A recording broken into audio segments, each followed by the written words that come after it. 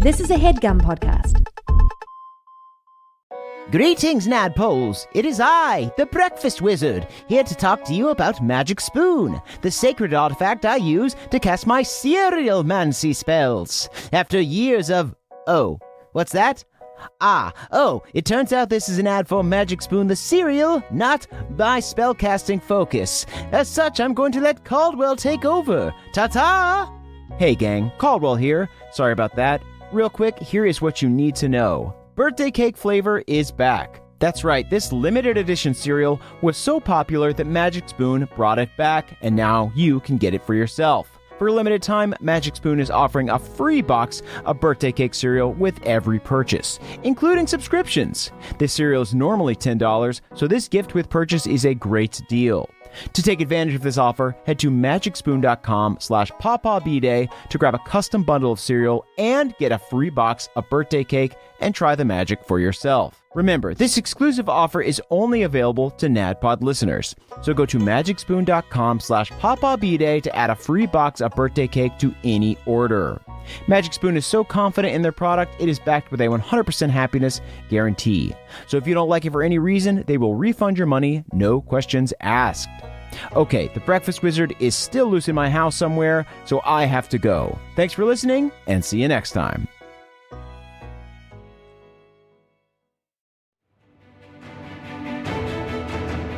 Welcome to the campaign after the campaign. This is not another D&D podcast.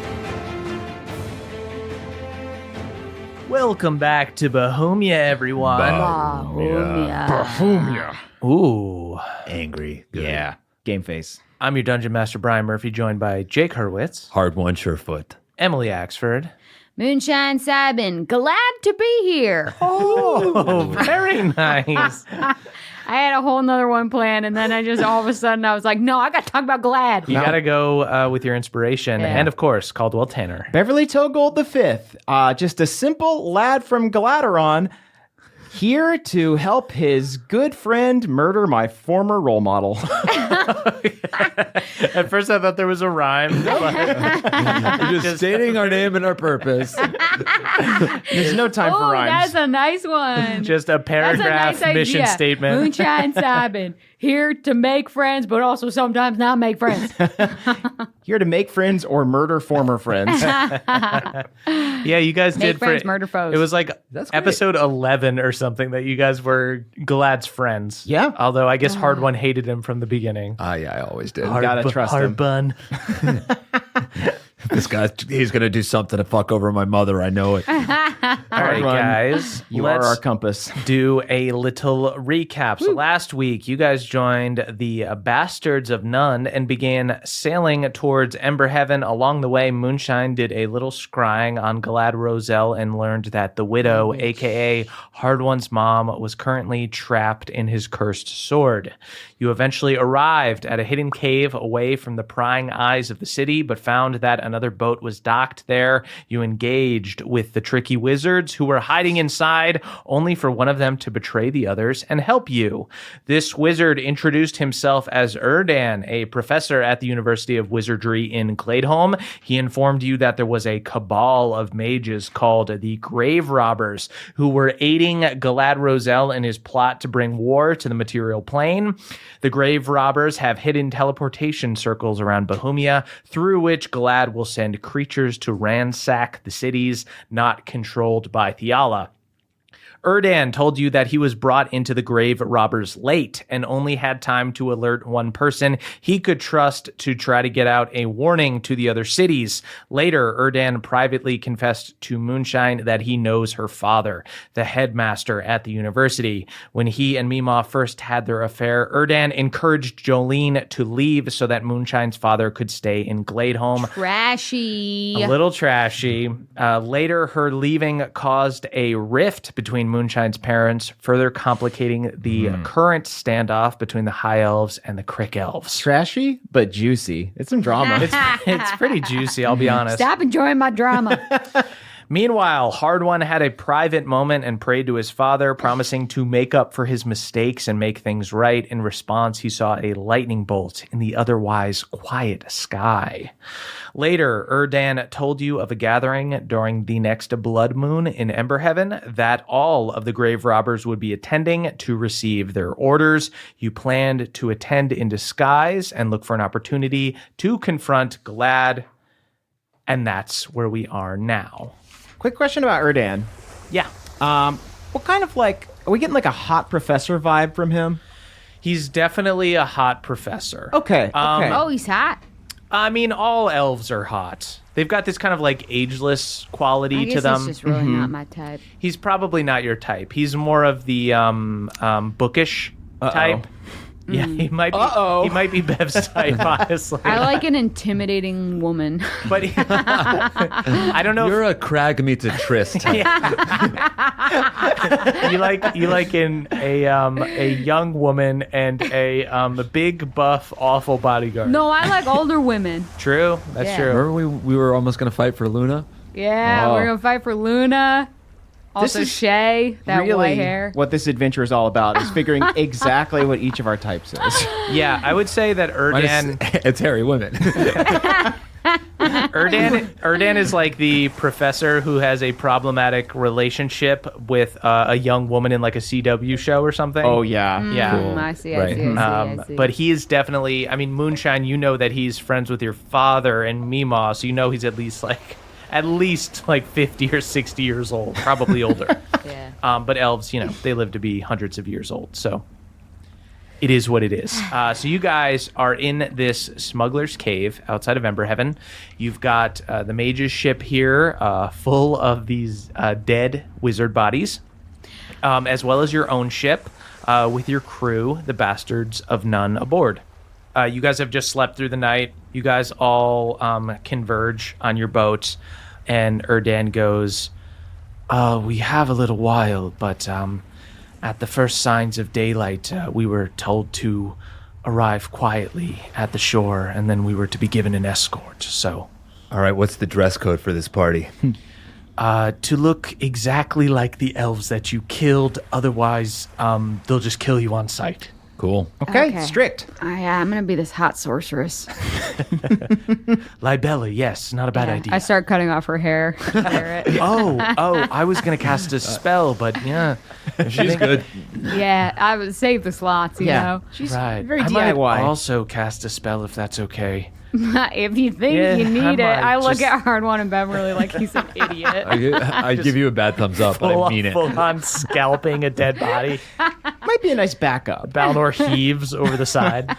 Beverly is currently minor illusioning a pair of pin's nez on his face, too. Ooh. Hi. Hey, do you wear glasses normally, or? Oh, just for reading, Okay, I just thought it would help the disguise. right. Yeah. You know I'm over 300 years old, right? What? Yeah, I know. Good. okay. We're just so we're all clear. I shake his hand. He shakes your hand. Teacher's pet. I fiddle with the pin's nez. How do you keep these on your Fiddling with face? the air. They keep sliding down. They're too big. Normally you'd have like a prescription and a doctor would fit them to you, but you're kind of just putting them on. I made them too thick. Yes. I can't see through them. So if you'd like to put on some of these robes, I can cast a spell and make us look as close as possible to Yes, the elves that you killed. I had one thing I wanted to do before we left. Is that okay? Of course. Can I look around? You know how there were skeletons on this? I'm assuming that there's some sort of like light weaponry on here that the skeletons were going to be using. They were more here just to, we use them as workers just to sail the boat. Is there no light weaponry on here? I'm sorry, we're wizards. We don't have... What about Weapons. the Bastards of Nuns ship? Oh, I'm sure they Oh, you mean yeah. like a big old weapon? They've got like a ballista I don't need a and like fancy a... weapon, just a small weapon. Like a dagger to conceal? What are you looking for? Dagger. Something hell that's easy for each of us to carry. Yeah, you guys go up to the Bastards of None and says like, oh yeah, I got a fucking extra dagger. Goes in like lifts up the bottom of her pant leg. Has like 2 daggers on her ankle. Wow, hands it to you. Those ones seem personal to you. Nah, I don't give a shit. All right, okay. Yeah, just 10 gold. All right. Do you remember what I intimidatingly told you yesterday? Right. Yeah, you might guys want did to fucking check save that. us. All right, you I'm take gonna take give a you couple 10 daggers. gold, but you know what? It's going towards public works. Hey, you know what? I appreciate it. Okay. Erdan, will your spell allow us to conceal our normal weaponry, or are we going to need to hide Yes, stuff? just wear it on your person, Okay. and it'll be fine. Gotcha. Okay, so what I would like to do is, and this is just a little bit of insurance, and I'm putting this out there, no one has to wear this, okay? Because obviously it's an invasion of your privacy in a way.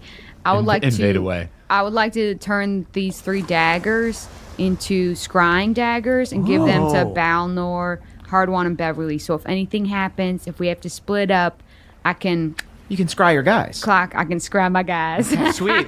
So you activate Rosaline for the first time ever. Scry on your guys.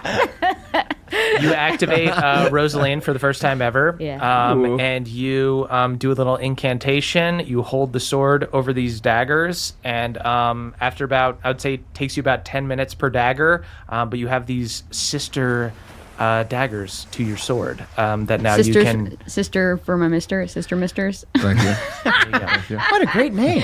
I don't know what this is in reference to. yeah, no, it's all good. Thank you so much. You pass out the daggers Yeah, to and again, Balnor, Hardwan, y'all, and Beverly. This is something you can opt into. I want you to know, like, this is. I'm not trying to. I peep opt on right in anyone's and I life. put the dagger in my back pocket right down my ass crack. Okay, well, I'm actually having a hard time seeing with the thick amount of hair down there.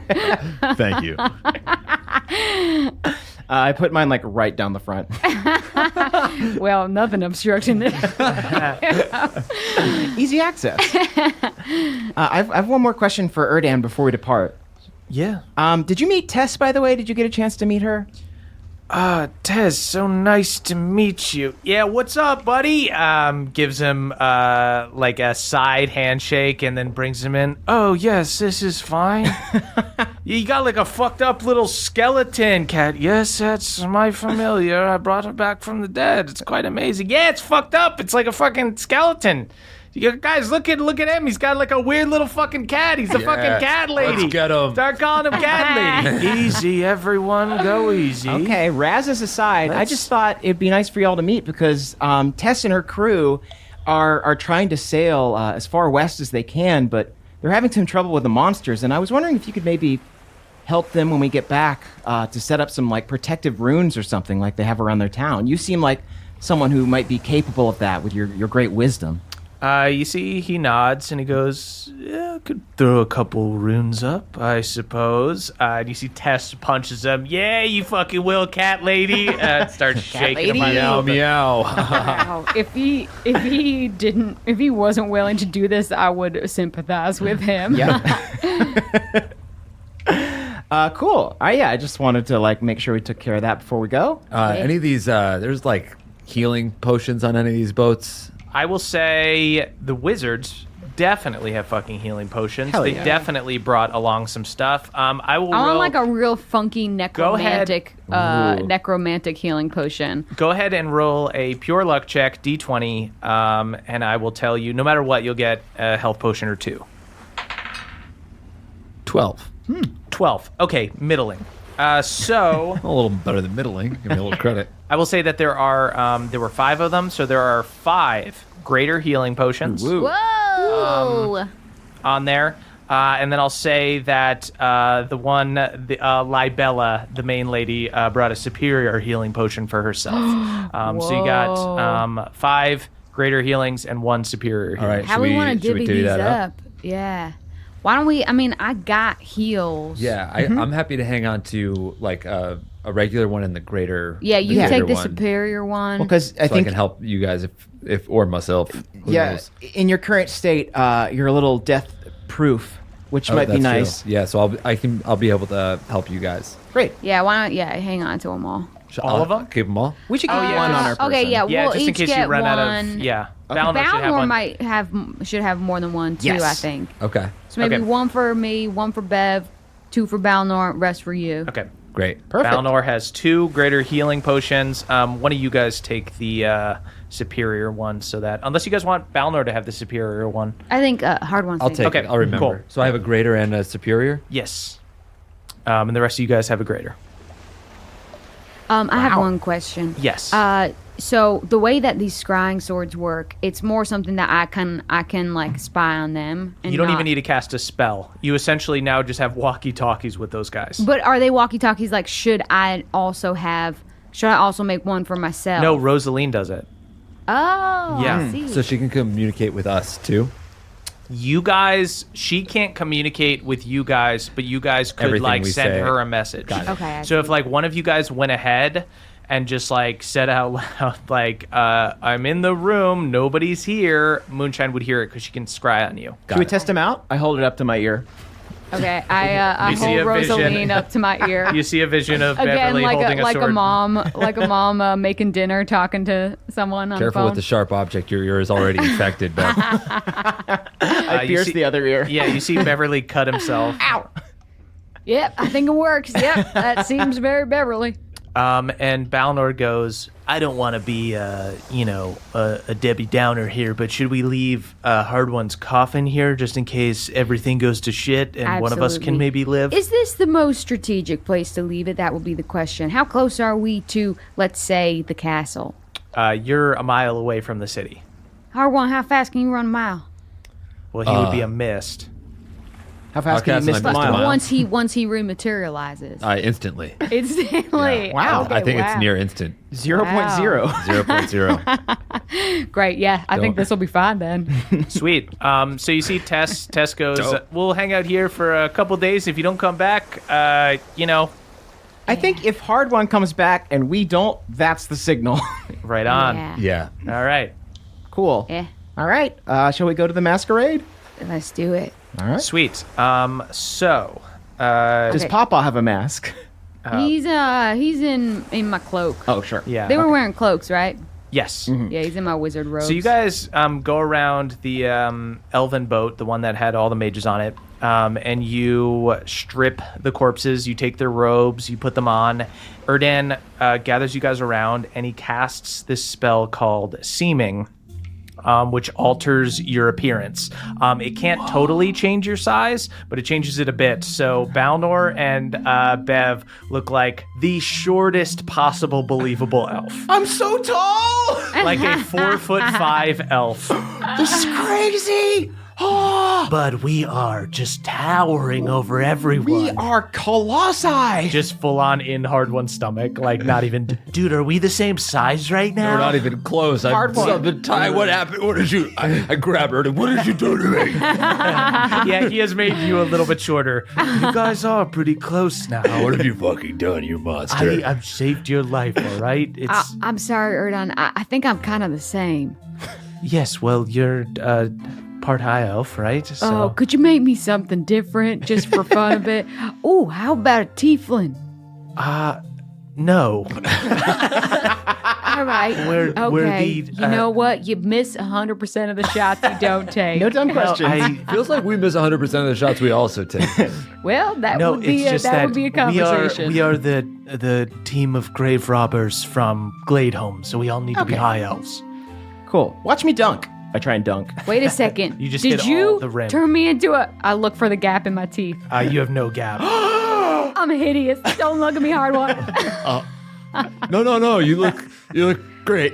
I'm like trying to pry my teeth apart. Wait, You Mooch- see Papa's a little skeleton Papa? Meow, meow, meow. Okay, that's fly as hell. Yeah. Well, I'm not gonna lie. Papa looks good. Oh, We yeah. have kind of a cool necromancer thing going, Yeah. right? How does my pierced ear look? It looks infected, but in like a necromancy way. Ooh, oh, it's like a Ooh. gauge. It's got like black smoke coming out of it. yes! That will kill you in the end. I have a smoke ring earring. Yeah. That's so good. I think I'm like, cool. Yeah, this is cool. I'm fine with this. And then I grab some dirt and just put on some freckles, some makeup freckles. It's like a smoky freckle. Yeah. Yeah, I'm ready. Yeah, I didn't change anything. I'm good. So shall we take a dinghy? Yeah. Absolutely. Sweet. So you guys lower a smaller boat, a little dinghy, from your big boat. You guys all get in, and you take your boat out on to the quiet sea. You see that the blood moon has begun to rise, but with the ever-present black fog of Shadowfell, it barely breaks the clouds. Even so, the dark sea is lit up by streaks of red as you row towards Ember Heaven. As you approach the city, you can see it more clearly. The peak is hidden amongst the black clouds. Buildings with Gothic architecture line the side of the mountain as ghosts and ghouls wander the roads. Some monsters from the main road are crossing the giant bone bridge into the city, while a huge mass is gathering outside in front near the road. So you guys park your boat near a small cave on the rocky shore at the base of the mountain, and you see a ghostly knight, like incorporeal, but he's got like a floating suit of black armor, or just like a breastplate really, and a helm, comes up to greet you, and he goes, "This way, and no wizard funny business. You're being watched." There is nothing funny about death. I think in that we can agree, my good sir. You hear Erdan in your head go, "That was so good. You're such a good necromancer." Oh, I got praise from teacher. And you guys see this ghostly knight takes you guys into the mountain. So you enter a cave and are immediately hit by a wave of heat and the sounds of clanging metal. The inside of the mountain has essentially been turned into this giant war forge, straight out of Lord of the Rings. Ooh. Big, hulking beasts hammer crude weapons as smaller goblin-like monsters work the forge, blowing huge waves of fire. You see carts full of these terrifying, crooked weapons being filled up and carted out. And you see this shadowy knight, this shadow guard, leads you to a crude elevator. It looks like something you'd see from like a window washer or something. Just a wooden platform attached to a series of pulleys that go straight up. Can we say that while we were on the dinghy, I cast aid on everyone? Sure. So everyone's got 5 extra hit points? So you see the shadow guard nods to an undead giant who begins turning a crank that begins pulling you up, and you're lifted up through the mountain at the various levels of the cave. You see more and more of these monsters mining and blacksmithing. The heat is very intense until finally the cavern narrows, and you reach the top. You get out onto a platform and are met by 2 more shadow guard who take you through a doorway, and you have entered Ember Heaven Castle, the Great Hall. And as I described to you before when you were scrying on Galad, it is truly a dark reflection of Gladeron Castle. You see rows of long banquet tables where other grave robbers are sitting, these wizards in purple robes and black masks. The mages are all divided up by the cities that they represent. So you see a table of dwarves, frost dwarves, one of halflings, and then you see there are braziers lighting the room between tall columns, as well as several windows letting in red light. And at the back of the room is this wall of glass, a giant window, and in front of it, on a platform, on this throne of bones, is Glad Roselle. The shadow guards from the door escort you to the Glade Home table near Iron Deep and Hill Home. So you guys are the only elf representatives here because you wiped out all of the other ones. So you guys go over and you take your spots at the table. Down the table are some dwarves, and at the table next to you are halflings. Erdan just goes, "Everyone be cool. Everyone be cool." Are there any bugs on the floor? I want to find like a nasty centipede and just like bite the head off and be like, "Yeah, bugs are my thing." Cool. Go ahead and do a nature check to find a bug. 19. 19. You find a bug. You find a big juicy cockroach on the ground. Could you find one for me? With a 19. Yeah, she finds two. So I pass you a cockroach, and I kind of like look around all shifty-eyed like a necromancer and like take a bite out of the bug, and then like bring it back to life. Sweet. I fully swallowed my bug. Because I do Before have I realized anime what- dead, so I'll just to get the vibe going that Right. like I'm legit. Yeah, as you guys go to sit at your tables, you guys bite into these bugs. You see one dwarf. Everybody's wearing masks and purple robes, so like kind of nobody can identify each other. You see one dwarf looks at you guys approvingly, and one half like looks at you very scared. I didn't know it was that kind of party. I breathe flies out of my mouth with minor illusion. You know we don't necessarily eat bugs, right? You see I'm Erden also making- eats a bug. I'm making the headless cockroach like dance, like but controlling him like he's like a puppet. Oh. Usually people think I'm weird because I eat bugs, but now we're kind of rolling deep with just a bug crew, so this is good. Yeah, the bug out boys. Yeah, I'm sick and twisted. I don't recognize any of the Hillholm halflings, do I? They're wearing masks, but Yeah, like, they are wearing masks. Go ahead and make a perception check. Okay. Martha Togold, Nana Kindleaf. Kindleaf would absolutely be in this organization. That's going to be perception, you said? Yeah. That's only a 14. 14, you kind of can't tell heads or tails who these people are. Can I do an insight check as to whether or not there's any Werther's originals in the room? Sure, yeah. We're just looking for bugs and Werthers. Werthers are like the scarabs of the candy 17. world. 17, they're confirmed no Werthers. All right. Okay, Nana Kindleaf is good. Thank goodness. So you guys are sitting at this long table. Everybody's very businesslike. There's no drinks being served or anything. Everybody's very serious. It's the world's worst fucking masquerade ball. It's everybody's wearing masks just so they're not recognized. It's not like a cool, sexy party. Hey everybody, it's Emily here to talk to you about Aura Frames. Mother's Day is coming up and some of us are looking for a way to shower the maternal figures in our life with love. Well, look no further.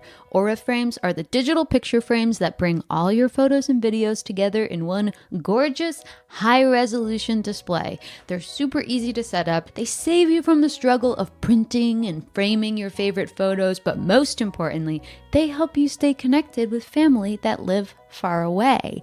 That's because you can kind of preload a bunch of pictures onto the frame, but you also get to keep adding pictures, and you can invite the rest of your family to add pictures. The gifts you make mean the most, so this year turn your family's past into the perfect Mother's Day present with a connected frame from Aura. Right now, Aura has a great deal for Mother's Day. Listeners can visit auraframes.com/pawpaw to get up to $30 off on their best-selling frames. That's AURA frames.com/PAWPAW. Plus, listeners can get free shipping with code PAWPAW at checkout. This deal ends on Mother's Day, May 14th, so don't wait. Terms and conditions apply. Goodbye, sweeties. Hey there, Nadpoles. This episode is brought to you by Rocket Money. Do you know how much your subscriptions really cost, folks? Well, most Americans think they spend around $80 a month on subscriptions, but the actual total is closer to around $200. Holy hell. If you don't know exactly how much you're spending every month, then you need Rocket Money. Rocket Money is a personal finance app that finds and cancels your unwanted subscriptions, monitors your spending, and helps you lower your bills all in one place. Over 80% of people have subscriptions that they forgot about, and chances are you're one of them. Like that Stars app just to watch that one show, or that free gaming trial you never actually used. Well, Rocket Money will quickly and easily find your subscriptions for you, and for any you don't want to pay for anymore, just hit cancel and Rocket Money will cancel it for you. It's that easy. Rocket Money also helps you manage all your finances in one place and automatically categorizes your expenses so you can easily track your budget in real time and also get alerted if anything looks a little funky. Over 3 million people have used Rocket Money, saving the average person up to $720 a year. Wow.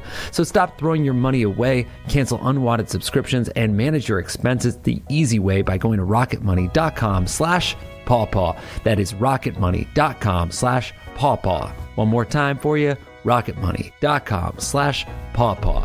Thank you. This party sucks.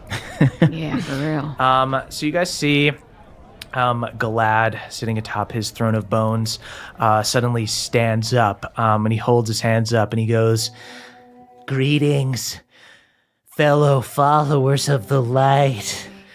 Your kingdoms resist the goddess, and thus you, brave people, have stood against your kings and queens and will help usher in a time of peace when Bohemia is all ruled under one empire. Let's all give ourselves a round of applause. Moonshine, you're gonna have to hold me back. I'm about to stand up. I sit on Hardwan. Everyone, give a little applause. Let's play along. Every clap is pain. I'm sitting on Hardwan and making his hands clap. They are two firmly clenched fists. Just the sound of two fists sitting. And Galad goes on and he goes, We have set up our hidden entry points across Bohemia, and we are ready to open the gate here. My arch-wizard will take care of that. You see Galad gestures to a bald wizard on the other side of the room with pale white skin and black stripes painted across his face. And Galad goes on. Since we are only using one gate to get us to multiple locations, that's where the rest of you will come in. As my armies pass through, it is your job to direct them to your individual teleportation circles. Dwarves to Iron Deep and Frostwind, halflings to Hillhome, and elves to Gladeholme. And you see Galad looks over at your guys' table for a long beat. I'm going to have him do a little roll against Erdan. I cast Infestation and bugs come out from underneath our masks. You see, he rolls a natural four. He looks and he goes, You Gladeholme elves are nasty. Shout out. Shout out to the Gladeholme elves. and a couple of dwarves brought their own beer and start knocking the table. And he continues, But with all that said, we've already run into some complications. Apparently, some of the cities have been tipped off and are gathering their defenses. And you guys see Erdan next to you shifts kind of uncomfortably. And you guys hear in your head, that might be my fault. And Galad goes, We must strike now, or we might not get another chance. Galad nods to his archwizard. You see the archwizard teleports out of there. Galad holds his hands up again and goes, Wizards, to the gate. Go now for the light. And you guys see the other tables of wizards all begin teleporting. And you see really quickly, Erdan reaches his hands around you guys and casts invisible on all of you. And you guys disappear at the same time as all of these guys disappear and leave the room. Nice. Smooth. The only people left in the room are Galad on his throne and two Shadow Guard standing near the doorway. Okay, so I have a little spell I want to do on the gate, which is I have a spell called Maelstrom, so I could basically create a churning whirlpool that would make it less enticing for the monsters to try to pass through to Bohemia. Erdan thinks about it for a second and he goes, It certainly could hold them back for a little bit, but there's something like 30 mages down there, including Galad's archwizard. I think I'll probably just get counterspelled. I think that's likely. All right, I want to minimize how frequently I get counterspelled, so Yeah. I will table that idea, and I guess we'll just have to trust that Bohemia can handle a couple monsters. Let's hope that your messenger warned people enough to defend their realm. And then whenever y'all are ready to attack Galad, I have something to start him off with. A little appetizer? A little appetizer that we can throw to him while we're invisible. I'm ready. Let's fucking get this guy. All right, then. You guys see Erdan goes, he looks at the two Shadow Guards and he goes, I can occupy those two while you go after the big daddy, as it were. All right. You're speaking our language. I would like to cast Contagion, and I would like to give him Filth Fever. a raging fever sweeps through the creature's body. The creature has disadvantage on strength checks, strength saving throws, and attack rolls that use strength. Jesus fucking Christ. Wow. What kind of saving throw does he do? I do have to touch him, though. Okay. He does a Constitution saving throw. Okay. So Moonshine, you go sneak up. I'll say. Yeah, so I guess I'll symbiotic entity, then touch him with contagion. Okay. Dope. You touch him with contagion. He's going to go ahead and make a Constitution saving throw. He has to be 17. Does not pass, but he's going to use his legendary resistance to resist one of his of the day. So Moonshine, you reach out and you touch him. You appear this fungal form. Glad pulls back. Where'd you come from? Suddenly, Bitch, you look sick. Erdan appears out of nowhere. You see these two Shadow Guard go to attack Moonshine. He starts shooting like beams of light at them. They go off. I'm not gonna roll back and forth for those guys. Great. You guys are just fighting Galad. Erdan is off fighting these two Shadow Knights. Hard one. Tell me what you do. I come out of invisibility and I say, Galad Roselle, I believe you offered to suck my dick. And I swing my axe at him. Sweet. Have you been spending a lot of time indoors, Hard Bun? You look paler than I do. Yeah, that's true. 28. He admits it. Super hits. God, this realm has done nothing for your deviated I'm septum. the king of this realm, and I'm wrecking all of your home worlds. How did you get here? 18 damage. God damn it. I mean, gosh darn it. What'd you say? The light Sorry, I would be live in Shadowfell now. I'm going to tell Theala. Don't. 24 to hit on the second attack. Super hits. 12 damage. Nice. Guess what, you son of a bitch? I get 3 attacks now. I'm going to swing my axe. Oh, I've again. had 3 attacks for a long time. 20, not nat, though. That hits. Great. 17 damage. Sweet. Yeah. Damn, you run up real quick. 3 lightning fast axe attacks. He tries to get his big cursed sword full of souls. You see all of these moving faces inside of it. What the fuck is that? You don't see any familiar ones in there? Don't look And too closely. He waves the sword in front of your face. Oh shit! I forgot and you to. do We were see- gonna tell Hardman, your mom's in there. Get mad. You I'd see rather Moonshine tell me than Galad. Lydia's face in the sword. I'm going to action surge She gives then. me strength. Can I action surge and hit him Yeah, again? go for it. Fuck you, you fuck. My mother's in your sword. 15. Does not hit. Didn't Blocks think it so. with his sword. You're a little I'm a frazzled. little fucking, yeah. I'm a little emotional. Rightfully so. 27 that time, though. That hits. 13 damage. Sweet. And my third, or my sixth and final attack. 21. Super hits. 10 damage. Sweet. Bev, go ahead and take your surprise round. Cool. I look at Hard One and say, like, let's see how haste works when you're not trying to swim. And I cast it again on Hard One. But this time, Hasty hard one. Haste one. instead of Coach Bortram, a spectral old cob appears. Oh, hell. Beautiful. I believe in you, bud. Let's keep it light. Can I predator handshake him? Yeah. Hey, let's kill this son of a bitch again. What do you say? I love you, Cobb. You're my best friend. You're my best friend, bud. And after I do that, I want to turn to Galad Roselle, wink at him, and cast Vow of Enmity, which Okay. is a channel divinity that lets me get advantage on attack rolls against him. Fuck yeah, Son Beverly. Right. of a bitch. Sweet. Everybody roll initiative. Now we're in the regular round. 13. 4. 19. Okay, so on initiative 20, our man Galad gets a lair action. You see, he takes his sword and he goes, If you thought Rosaline was cool, wait until you meet Soul Swallower.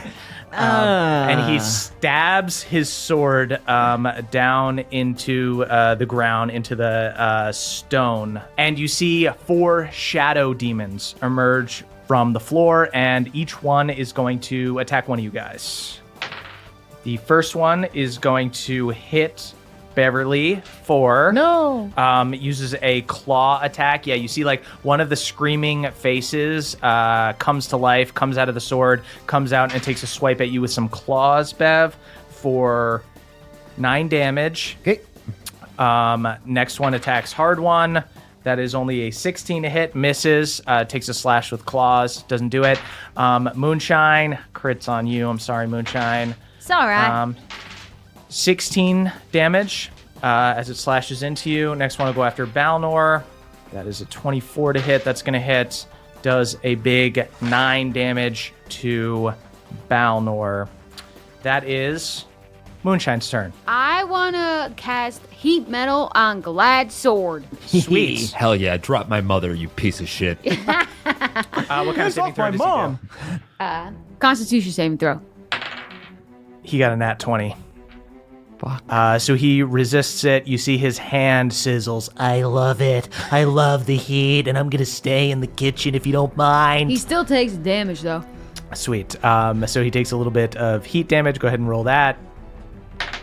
9 fire damage. 9 fire damage. Okay. And then I spores him, and I'm in fungal mode, so I spores him for fucking 18. Yo. Oh, and Pawpaw fucking goes, comes out. Yes. Hey, you remember this little What is this fucking little rodent? rat doing? He's so big now. He is hitting you for... You're about to get slapped with a lawsuit. He had a glow up. He's hitting you for 19.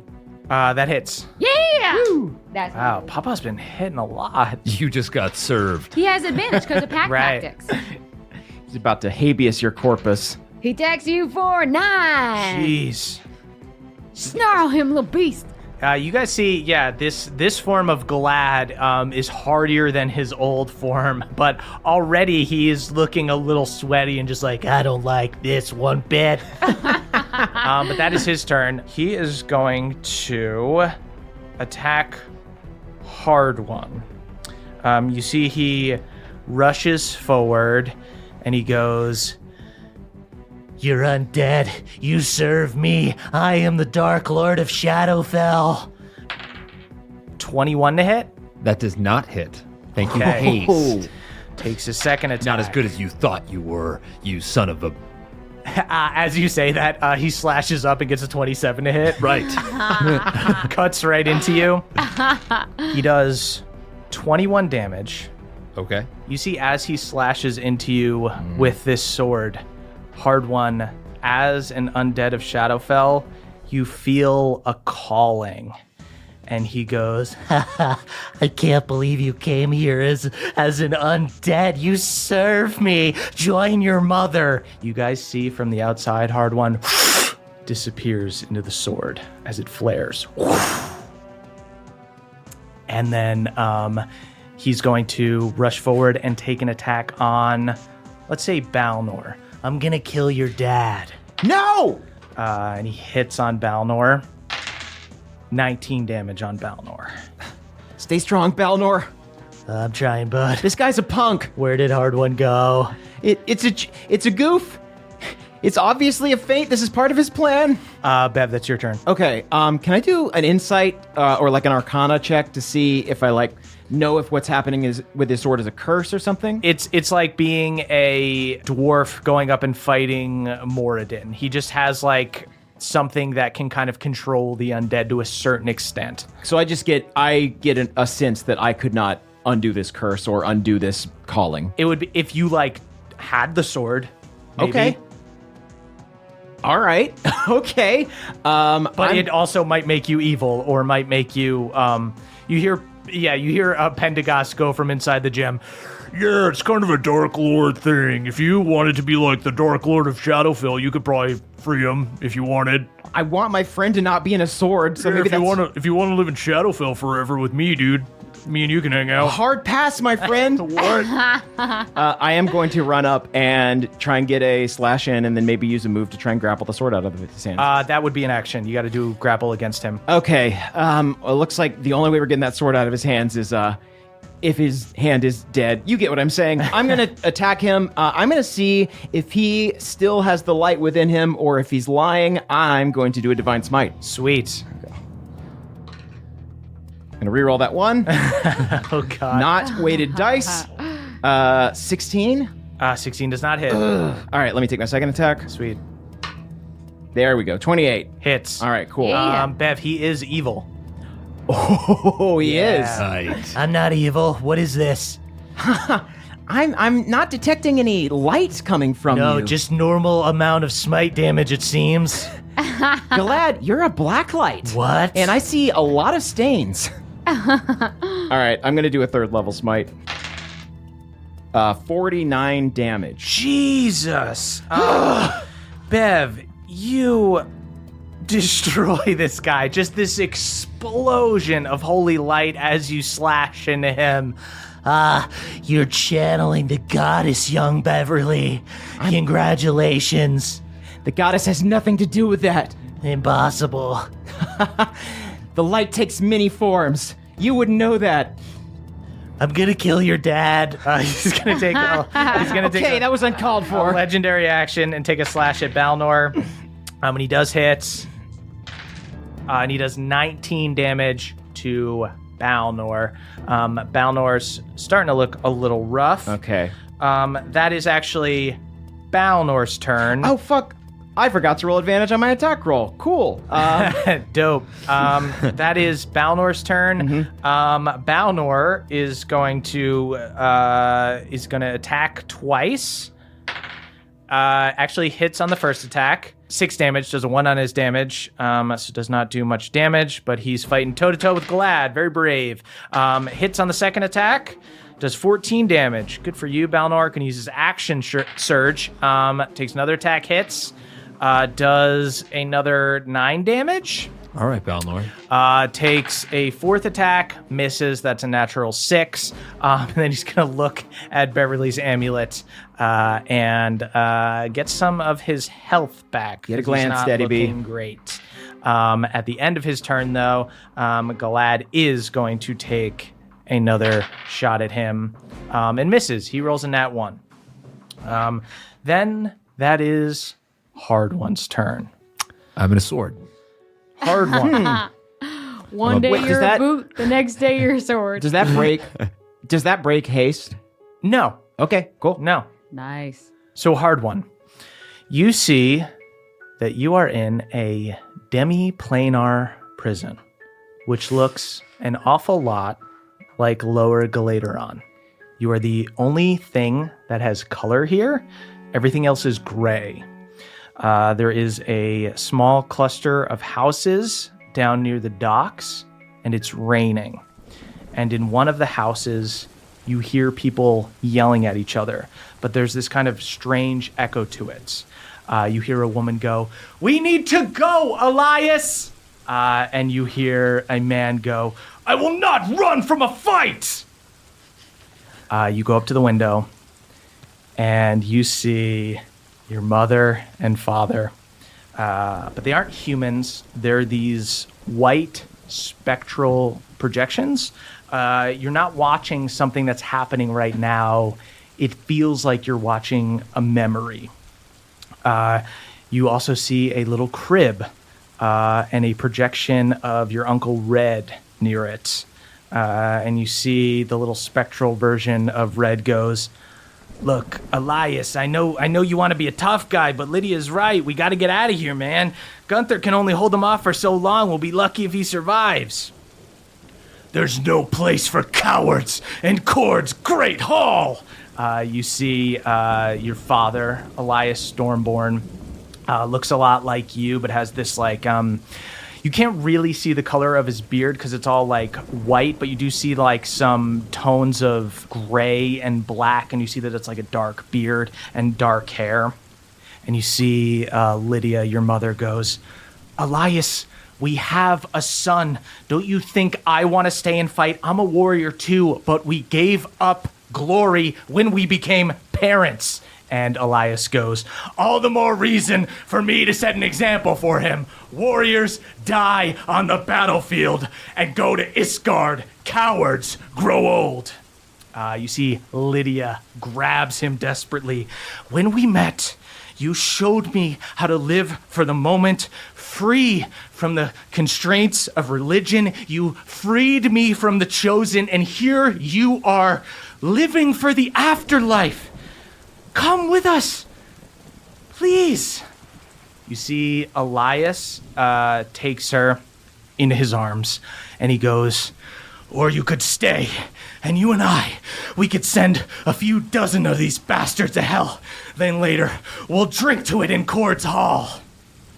You see Lydia pushes him back and goes, if you would choose glory over your own family, then I'm glad your son will never get to know you.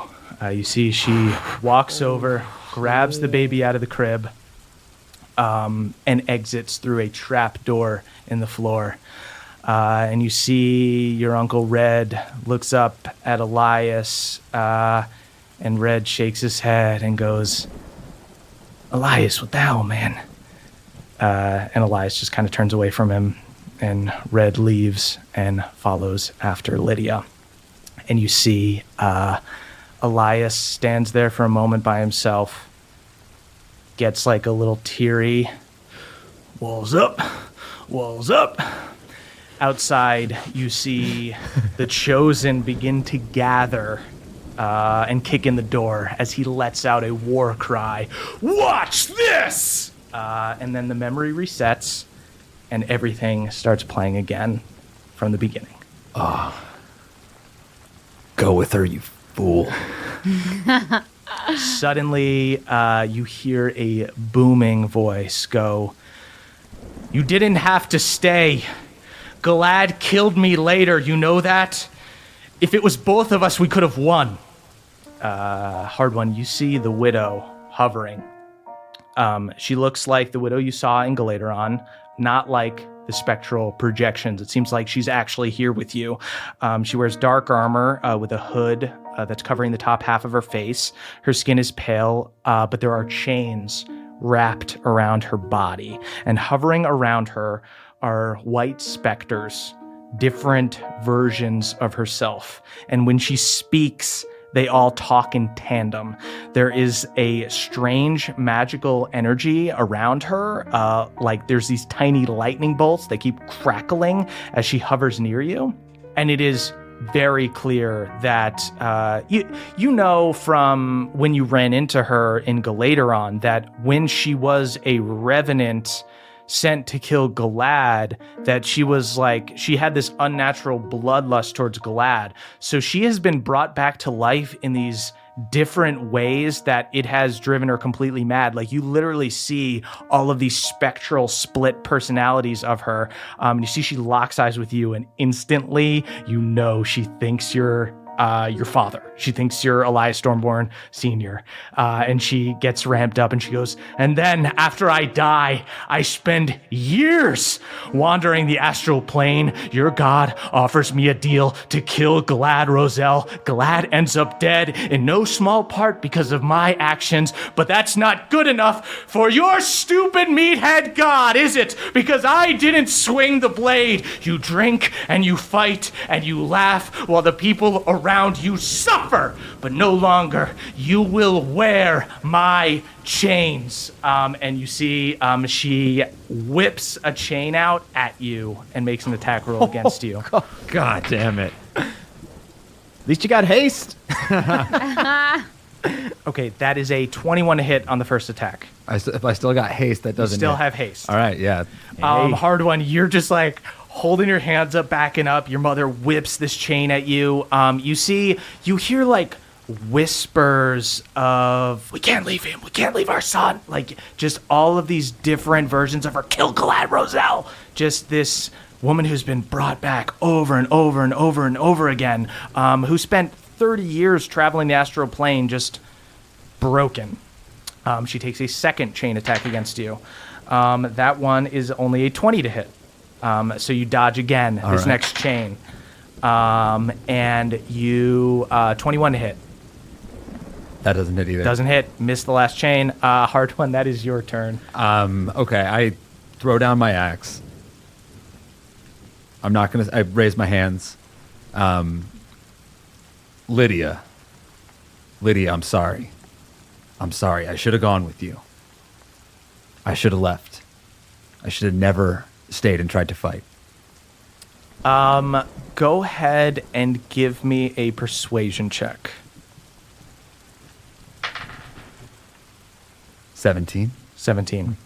She starts to reach her hand out to you, and then pulls it back as like one of the spirits goes, "That's not Elias. He looks different. He looks different. Who are you? And the main one goes, "It's too late for that. It's all ruined."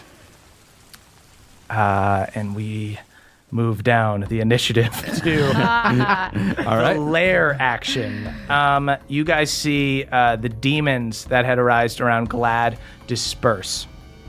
And you see Glad once again takes his sword, sticks it into the ground, and you see 4 beams of black energy of this shadow with like screaming faces inside of it appear on every corner of the room. And you don't know what it does yet, but that is what he does with his turn, or with his lair action rather. That is Moonshine's turn. I am going to, I think it's foolish to keep pursuing magical efforts, but I'm going to. I get to, as a bonus action, make him take damage again from the heat metal, and then he has to do the saving throw again. Sweet. Nice. He got a 19. That saves, yeah. Okay. Okay. So he will take 9 damage, and then Okay. I'm gonna fucking lightning bolt him. Shit. What does he have to roll for a lightning bolt? Dexterity save. Dexterity save. You are your own elemental chaos. He does not pass the dexterity save. Yes! Okay. And I'm doing a level 5, so that is Jesus a Christ. 39. Then I spores him for 18, and then Jeez. Pawpaw's gonna go at him. Oh my God. Pawpaw's gonna hit, and Pawpaw hits him for 11. Jesus. I want to hear Pawpaw finish him so badly. Pawpaw bites into him. Okay, he's going to take a legendary action and take an attack on Balnor again. He actually misses Balnor that time. That is a miss. There you go, Balnor. Use the grease. But that is his turn. Release the grease. He is going to use an ability called Fearful Shadows. You guys see from these 4 corners of the room, these black pillars that have come up, suddenly faces come out of them and begin letting out these otherworldly screeches. Everybody go ahead and give me a dexterity saving throw. Whoa. Ooh. 21. 21, okay. I got a natural 20. Good for you. Ooh, I gotta roll for Pawpaw too. My son! Pawpaw got a 17. Pawpaw fails. Pawpaw takes 35 damage. Yikes. Oh my god, my baby. Meow. Still up? This necrotic head comes out from one of the pillars and bites Pawpaw. Get away from my son! Also, they bite you too, but they only nick you. So you guys take half of that. So you guys take 17. Even with a natural 20? Yep. Okay. I'm aghast. Excuse me? Quick question. Yeah. If I take damage, does that break my concentration? It does. You need Yeah, you to have roll to for roll concentration. Oh, okay. Oh yeah, actually. I might have had to do that before, but we missed it. I don't think you've taken any damage yet. No, I took damage from that demon, didn't I? I took 9 damage. Okay, you did have to roll, but it's just roll now. Okay, cool. What do you have to roll to not lose concentration? Half the damage that you took. I failed. Heat metal's off. Okay, heat Bye-bye, metal heat goes away. metal. That's a 8. You fail your con save, Shit. so you're no longer concentrating. Hard one no longer has haste. Hardwin, I'm sorry. I'm gonna get hit by my mom. You guys see at the end of his turn, Glad holds up his sword and points to the windows on the walls on either side of you, and he goes, I don't know why you're trying to kill me. It's already too late. and you see black smoke comes out of his sword and fills the windows, and on the smoke you see projections of some of the different cities in Bohemia. You see Gladeholm, Irondeep, Frostwind, and Hillholm. And you see monsters begin appearing in mass in hidden passages, sewers, aqueducts, forests, immediately outside the cities.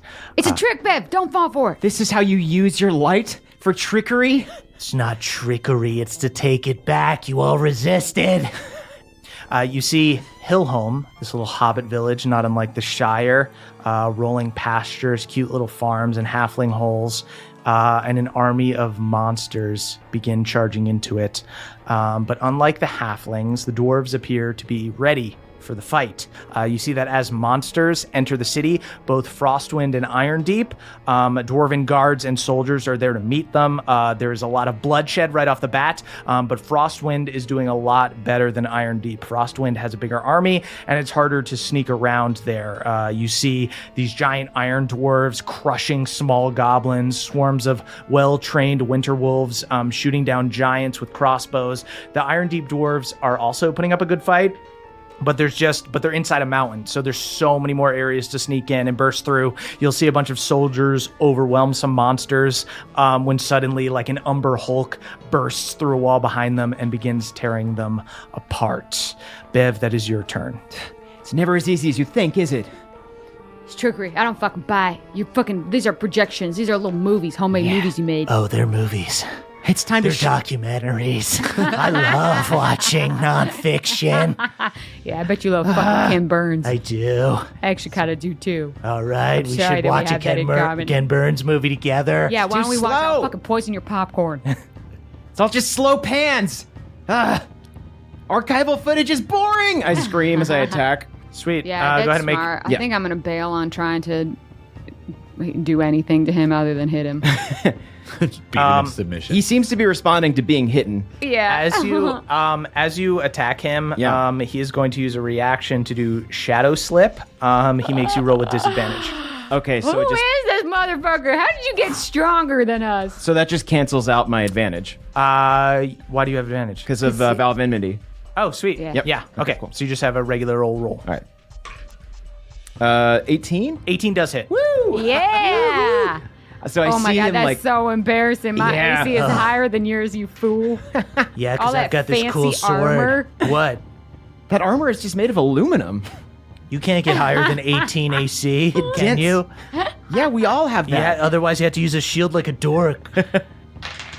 41 damage. Jesus. This picture show is coming to an end. All right, let me roll again. Sweet. Another 18. That hits. All right. I'll just do a normal attack this time. Well, you know what? Why the fuck would I stop? I'll do another Divine Smite. Okay, cool. 33. Jesus. Glad's looking pretty fucked up. Why? I'll call off the fight if you guys stop and just let me be the Dark Lord of Shadowfell. This fight doesn't stop until you suck my friend's dick. Yeah. I'm not for sucking real. anybody's dick. If you I was gonna suck- bite if his you- dick off. If you bring Hard One out here and then suck his dick, then absolutely. No.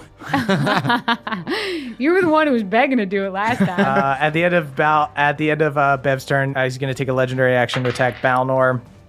He hits him, and he's going to do 21 damage to Balnor. Balnor, remember, chug if you need. Yeah, how's Balnor looking? I know he looked in the amulet, but Balnor's looking okay. He's been getting attacked a decent amount, but he's doing all right. That is actually Balnor's turn. He'll take 2 attacks, and he does 13 damage. wow, a true denizen of the light, attacking our small dad. Yeah, hitting people who are smaller than you. That is What's that about? back to Hard One. Hard One, you are in this demiplane.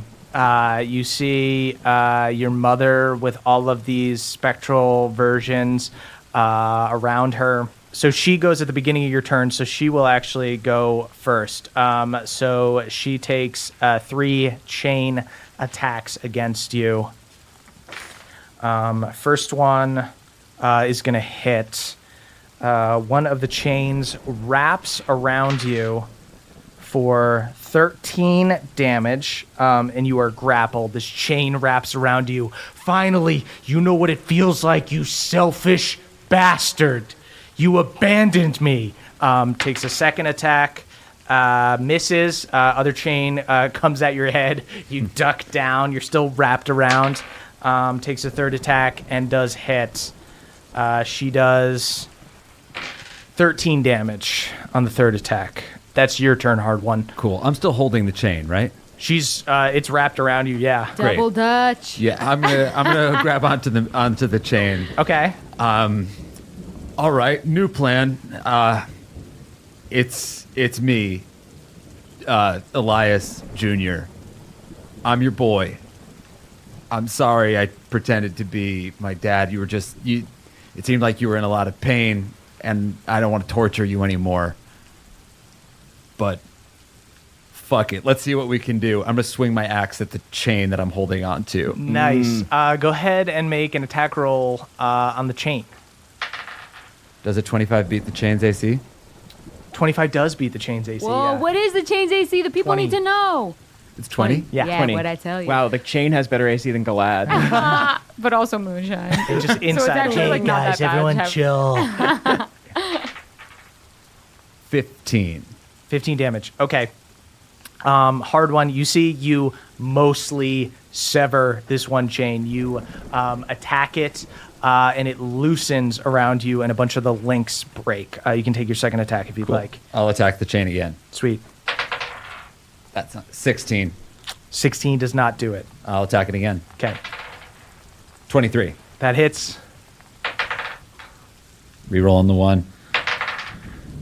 15 damage. 15 damage. Hard one. You fully break this chain, and you see the widow staggers back, and you see one of the other spectral forms of her briefly takes over.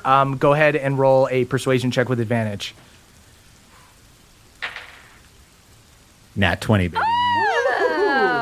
You've got to be fucking kidding me. You see the other spectral form that was like, we need to save the child, we need to save the child, takes precedence over the one who kind of wants revenge on Elias. You see that these are kind of all different parts of her that otherwise would just be parts of her personality, but they've all been brought out into the extreme in this hell, and just the fact that she's been brought back so many times. You see this other version of her takes over, and she kind of staggers back, and she goes, Elias, is that you? It's the little Elias. You saved the child, Ma. And then we're going to cut back over to the lair action, back into the main room. You guys see once again, Galad holds his hands up, and more heads come out of those spheres that are surrounding the room. This one is a frightened thing, so I think Beverly literally can't be frightened. But also we get, what do we get to it? With my aura of courage, it's a new paladin thing. Everyone within 10 feet of me cannot be frightened. Woo! Jesus Christ. I shake my wasted tits at him. fucking Hell lair yeah. That's inappropriate. I put up a giant sphere of light. A little yes. hamster ball of light. Yeah. I definitely do like shake the tits, shake the ass, shake the, like kind of tossing him that way. It's not a sphere. Hopping around. It's like a go-go dancer cage. Moonshine, Papa go that is down. your turn. All right. You know what, Glad? I've been trying all this fancy stuff, but I think that the reason none of it has been working is that someone wants a little reunion with you. And I cast Guardian of Nature with myself, and then reveal Rosaline. Start making. I don't even care about her. I have Soul Swallower. Oh, good thing that you don't, because honestly, she responds to my grip like a little too What? well No. at this point. I lick the sword. Don't do that. You don't know what I've done with that sword. And then I attack. Does a 25 hit him? Just kidding. I know your AC. It does.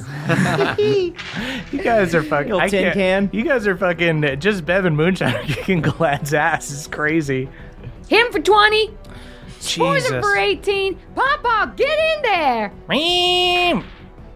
Clean up. Papa does a 10 hit. No, Papa misses. And in fact, as a legendary action, Galad is going to spitefully attack Pawpaw. And hits. That's a 21 to hit Pawpaw. Well, he's gone. That's like the equivalent of kicking a dog for no reason. You guys see Galad kicks Pawpaw as hard as he can. You see Pawpaw flies across the room. My baby! Crashes into the wall, reverts out of his fungal form, and then just lays on the ground, knocked out, barely breathing.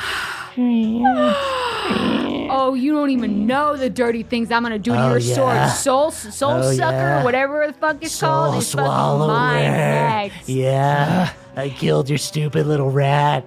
It's all sucking and swallowing with you, isn't it? Yeah. It really is. What? No, shut up, everyone. You are a freak, but you are pretending not to be, which makes you the most boring kind of person. Yeah. Well, shut up. Celebrate your light. You're hiding it, and it's gone out. That is Galad's turn. Galad is going to take a couple attacks on our friend Balnor here. Hits on the first attack. Lay off our freaking pop. Yeah, lay off Balnor. 26 damage on the first attack. Hits on the second attack. 27 damage on the second attack. You see Balnor staggers, super hurts. Hits on the last attack. You guys see Galad slashes Balnor across the chest. Blood spurts everywhere, and he kicks Balnor down, and Balnor goes down. Balnor! At the end of Galad's turn, you guys see in the windows these projections. You see that the monsters have begun sacking Hillhome. But it doesn't look like anyone is there. They've destroyed a bunch of homes and set fire to farms. Okay, why doesn't it look like anyone is there? Because it is a movie set.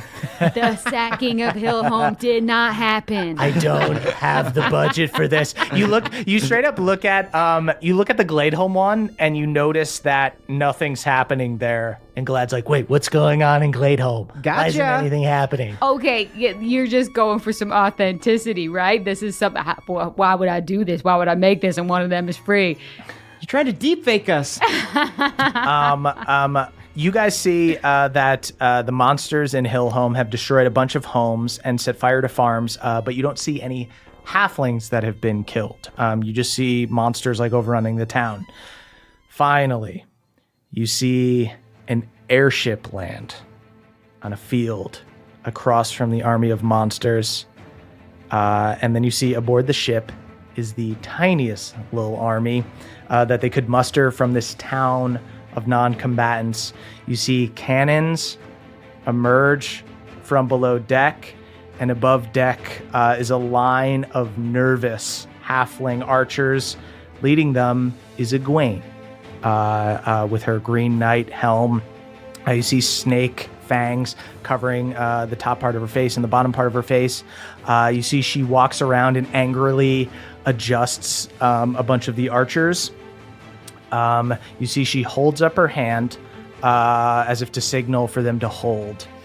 And then you see Erlin in a little suit, a full plate mail, his red hair sticking out from under a helm that covers his whole face.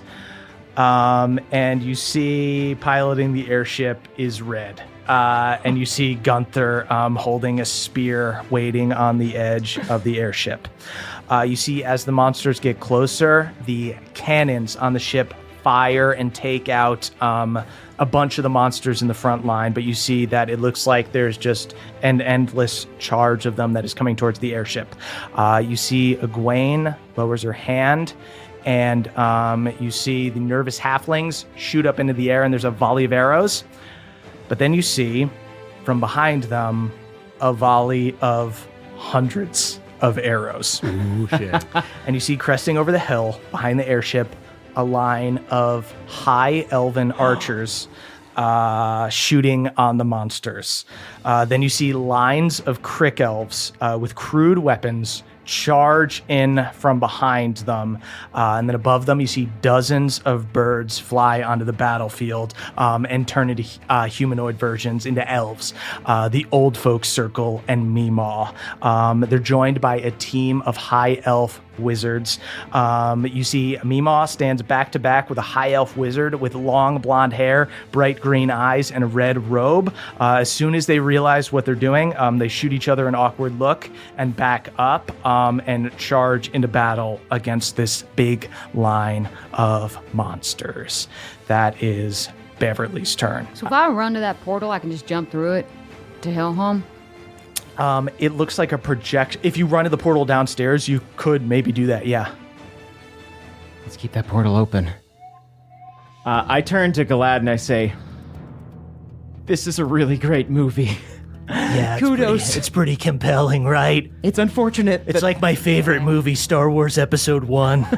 Good casting. It's unfortunate that the director will meet an early demise. George Lucas. Not that director! All right, so I am going to attack again. I can't cast my bonus action first, can I? You can, yeah. Oh, cool. So I'm going to cast my bonus action first, and I'm going to do Hunter's Mark. Okay. Which lets me mystically mark a quarry, and I get to add a d6 of damage to it. Nice. Cool. All right, 27 to hit. That hits. Yeah, thought so. All right, so that's going to be... I'll do a first level smite this time. 31 on the first hit. Jesus. He's looking very hurt. Okay. All right, everybody calm down. It truly feels like a shame to strike down such a beautiful cinematographer. Again, I love George Lucas. It's time to separate the art from the artist. Right, I have a lot of opinions about that. I write them on message boards. I'm not surprised. I'm going to use True Strike to guarantee that I hit. Or try and guarantee that I hit. Okay. 27. Yeah, that'll do it. Yep, I'm going to Divine Smite again. That's 30 more damage. Jesus. He's on death's door. That is Balnor's turn. Balnor is going to go ahead and roll a death saving throw. Does Pawpaw roll death saving throws? No, Pawpaw just reverts to his normal form. Lord, We can't do that. He's the only one who has complete plot armor. Yep. Although kicking him is cool. was brutal. Yeah. I will kick him from time to time, but I won't kill him. Please add +4 to that saving throw. Yeah. Balnor fails because he rolled a nat 5. So that's one failure for Balnor.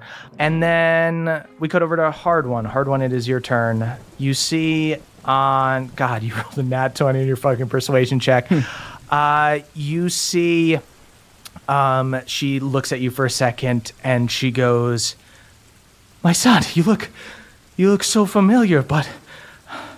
And yet it's like I'm seeing you for the first time." You see she starts to reach out to you, and then you see the chains wrap around her and shock her, and she lets out this horrible yell.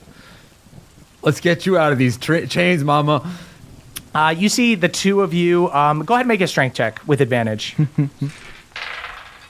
25. Jesus. And she got a 21. You working together with the widow, you reach in, you feel like necrotic energy pushing against your hand. You just let it go fucking numb and clench it, pull the chains apart as she's pushing. They break away and you feel the spell break. Chains fly off of her. Breaker of and chains. she falls down to the ground. I run over and kneel next to her. She grabs you. She gives you a hug. She kisses you on both cheeks. Mother. My son. Well, shit. I didn't think I'd be meeting you in a sword. It's ironic that Galad Roselle brought us together in some weird way. It's all my fault, Mom. It's not your fault. None of Oh, this it's is all my fault. I don't... you see, she grabs you and she holds your face facing hers and she goes...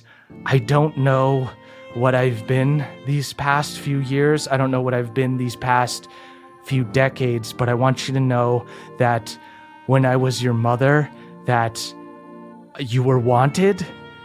And when I was a little girl, I was raised with the Chosen. I was in a cult. I was excited to experience a happy childhood through you. I was I love you, Elias. I love you. I love you too, Mom. She gives you a hug and she goes, I wanted to experience teaching you how to sword fight, how to ride horses, gods, we could have had so much time. It's all right, Ma. I never learned how to sword fight, but I can swing a hammer, I could swing an axe. She shakes her head and she goes, God, you're just like your father. I've also been eating horses instead of riding them, but we'll get to that later. Yeah, you see, she looks at your translucent skin. She goes, "What? You're cursed. You're dead. You're like me." Tell you what, you saved me. Whatever you were for all those years afterwards, you were a good mom. You saved me. I got myself killed. This isn't your fault. You see, she looks off into the distance and she goes, "We've all made mistakes, Elias. I don't know how much of that you saw, these memories replaying. From the beginning to the end, and then it started a little bit Right. in the beginning. So you saw it like 1.5 Full thing, times, yeah. 1.25 times, right on. I'd give it a 0% on Rotten Yeah. Tomatoes if I'm being honest. No, your father, he was a complicated man. I think in his dream world, we're all one happy family in Court's Great Hall, but there's more to life than drinking and fighting. Is there? She nods and she goes, I really wish we could have spent more time together. You got a lot to teach me still, Mom. Don't Yeah. worry. I'm dumb as hell. And she looks out. So you guys are in like a strange version of Lower Galateron. And you look out onto the sea, and she's looking around, and you guys are standing there in the rain. And she goes, "The strangest thing about all of this, about you being here, is that it only started raining when you got here. I remember this day. And I remember being so angry because it was such a beautiful day and such an awful thing happened." And you see a crack of lightning in the distance.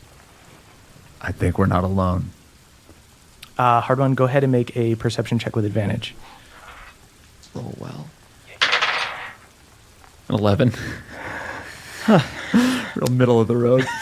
And 11. Hard one, you see as there is like the crack of lightning, you could have sworn you saw in the deep distance Moonshine and Beverly fighting Galad just for like a flash. What's way out there, Mom? I don't know. Should we find out? If you got a way to get there, let's go. You see your mother grabs you, and she jumps and begins flying towards where the lightning bolt was. My mom can fly. Fuck yeah. That is back up to Moonshine's turn. Moonshine, you see in Galad's sword, you see Hard One's face and the widow like reaching out, like getting close to like getting out of the sword. That is your turn. Galad's looking fucked up though, right? He's super fucked up. Yeah. All right. First, I'm gonna healing word Balnor. Sweet. Balnor pops back up. Nice. And then I am going to spores him for 18. Okay. He is so fucking close to death. But wait. All right. Okay, actually, I want to hear what you have to say. Maybe I am here to bargain. All right, everyone. Okay. What if you were the Dark Lord of Shadowfell? Why would and I I want just that? leave? I'm wearing the previous Dark Okay. Lord of Shadowfell as a belly chain Yeah, it's right a pretty now. shit freaking job. You could just end up in a belly chain. I'll suck your dick. My dick? Your dick, yeah. I'll suck your belly chain. That would be pretty funny. Actually, yeah. Could you suck my dick and I put Rosalie between my legs? I got 2 1s because I roll with advantage because of my Guardian of Nature, but because of Elven accuracy. Nice. Come Hey. on. I got a 15. 15 Fuck does, me. With does all not those hit. fucking rolls, I did not fucking do it. At the end of your turn, Galad is just gonna swing wildly at you. Good. Fucking Don't hurt make me suck Rosaline. He rolls a nat 1. You see, Does that mean he nicks his tongue on Rosaline and he's dies? He's pissing himself a little bit. That is Galad's turn. Okay, he's going to try to use this skill called Shadow Step, but to do that, he needs to get to one of the corners. So he starts running. Bev and Moonshine, you guys get opportunity attacks on him. Let's whack this doofus. 25. Moonshine, as Galad tries to run back to escape, Rosaline is still like a dick between my legs. Ride it like a horse towards him. Moonshine, finish him. Yeah. I'm gonna reach my hand towards the widow's hand. Moonshine, you reach your hand out. There's like this mini spectral version of the widow's hand. You grab it, it turns into a real solid hand, and you fucking yank the widow and Hard One out of the sword. And Galad is just staggering on the floor and falls down. Wait, no, I'll suck everyone's dick here. Don't listen to him. He doesn't hold up his end of the bargain. Wait, everyone? Hard One, Mama Hard One. I don't know. I got leftovers. You think you can finish it off? Hell yeah, Moonshine. I put my forehead against Moonshine's.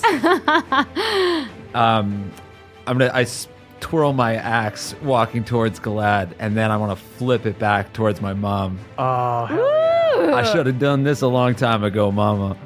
You see, she catches the axe. She starts walking over towards Galad, and Galad goes, No, hang on, all right? I'm the Dark Lord of Shadowfell. I can do whatever you want. I can free you from your contract to let you go. Just please don't kill me. You see, the widow has Hard One's axe, goes up to him, and goes, You're wrong. I'm the Dark Lord of Shadowfell. And she chops Galad's Oh. Wow. My stomach sinks, but I start slow clapping. I bend a knee. See, I absolutely bend a knee. head rolls on the ground. You see the widow grabs Soul Swallower off the ground. What a stupid name. We're going to rename I would rename this. that. I can get a list to you. You see, she... You have a baby names book, but for sword names. Any good adventurer does. You see, she raises the sword over her head and begins projecting to all the monsters of Shadowfell. Hard One, you are once again transported to the black void that you saw in your vision. Just blackness. Well, see you later. And this giant red portal, this arcane gate, with hordes of monsters on both sides of it. And you see the widow looms over, and she goes, Galad Roselle is no more. Your work here is complete. All those who wish to be at rest, drop your weapons and I will grant you peace. You see, you guys can see like Moonshine and Beverly outside watching the projections across the wall. You see in these battles, monsters begin dropping their weapons and then disappearing. You see the various armies of like elves and dwarves and halflings look super confused, but then start cheering, just super excited. Now that's an ending. And then snap. Hard One, you appear back in this great hall with the widow and all of your friends. You see Erdan has just finished his fight against the two Shadow Guard. They were tough foes. And he goes, oh, how did everyone else's fight go? Good? I mean, better than expected? And you see in the corner, Papa's like teetering. He was like conked out, and he turns over. I pour all my cure wounds into my little man. You run over, and Papa is like really playing. Papa is. Well, first off, Papa crit, but now Papa got gonna get. Papa's playing it up like a little kid that like falls, and you can tell that they're not actually hurt, but they're crying to get attention. It's fine. I'm feeding him all the popsicles he wants. Papa's just biting so many popsicles. Mom, I'd like you to meet my friends. Hi, Mrs. Hard One. Hi. We kind of met once before, but it's nice to meet under much better pretenses. You see... And congratulations on your coronation. You wear it well. Yeah. She laughs and she goes, I've been taking a lot of orders from gods, and I'd like to be one for once. Well, you stepped into it quite naturally. She brings you guys all in for a big group hug. And that's where we'll end our session. My mom's a Dark Lord. Yay! I think it's badass though. She took that like without hesitation. Yeah. She wanted it. I was, as Moonshine, was thinking, is there a world where I could become the Dark Lord and I could bring some hospitality to Shadowfell? I was thinking about becoming the Dark Lord too. I don't see it as necessarily a bad thing. I agree. I feel like I'll talk about it on the short rest. Yeah. It feels almost like getting over a parent's divorce. Yeah. You're like, Right on. Oh, this actually is better for her. I guess I just don't know what her platform is, but like, we'll get into it. Right. She's definitely got it's a runoff against Pendergreens for sure. Gosh, have we not considered me? I know we're going to talk about it on the short rest, but I really like how complicated your parents' relationship was. Yeah. Me too. That was crazy shit. It's funny to play it too because like I just like a kid saw it through like an ideal filter. Yeah. Really Some nice interesting spice. stuff. Interesting stuff. Yeah, Viking style. Wants Yeah. to die in battle. Yeah. Give me a good death, Yeah. like pulling my heart from my anus. Blood Eagle me. Oh, yeah.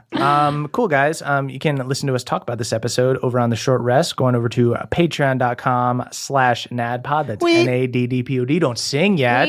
I'm saying it before the POD. Oh, my goodness. I guys. love POD, man. Yeah. Everyone Nancy. chill out with love and POD. Guys, We are- no more POD. We are. Well, no, everyone You shut the said fuck up. POD again. Okay. Guys, we have a bunch of live shows coming up. September 10th, we are in Atlanta. Batlanta, shout out Hard One. Oh, yeah. September 11th, we're in Philadelphia. Sillydelphia. Shout out Bev. Okay. September 12th, we are in New York. To Crew York. Oh, yeah. Very good. True York. True York. To York City. Let's hope True we don't York ruin City. anything. September 13th, we're in Boston. And September... Boston, you got to remember to do it. Yeah. Unrelated to the pod. And September 14th, we are in Pittsburgh, a.k.a. Pittsburgh. Yeah. Guys, you can get your tickets now over at nadpod.com/live. We got some other things to plug. Guys, check out our sketch show, me and Emily's sketch show. It's called Hot Date. It's available on Netflix. You could also get our book. It's called Hey You Up, How to Turn Your Booty Call into Emergency Contact. It's available on Amazon and on Audible. Caldwell, what do you got this week? Ooh, please go check out Cartoon Hell. It is a 2-season series that I did with my friend Nathan Yaffe and some other Drawfee illustrators. It's a lot of fun. There's a lot of episodes with a lot of great guests. Sign up dropout.tv/Drawfee. Jake, what do you got? You know what? I'll plug Headgum. Headgum.com. Check out Okay. all of our podcasts. None of them are as good as this one, but some of them come close. Oh, yeah. That's an awful thing for the founder to say, That was right? that made me feel really good about myself, though. I'm sorry. hey, Thank you. Thanks for pumping us up, Jake. Guys, follow us on Twitter at CHMurph is me, at Caldy's Caldwell, at eExpert is Emily, and at Jake Hurwitz is Jake, and tweet about the show using hashtag NADPOD. That's NADDPOD. I'm kind of sung out. I sang a lot Yeah, I during did the a little bit. We are The youth of the nation. I still got it. We are the youth of the nation. I'm tired now.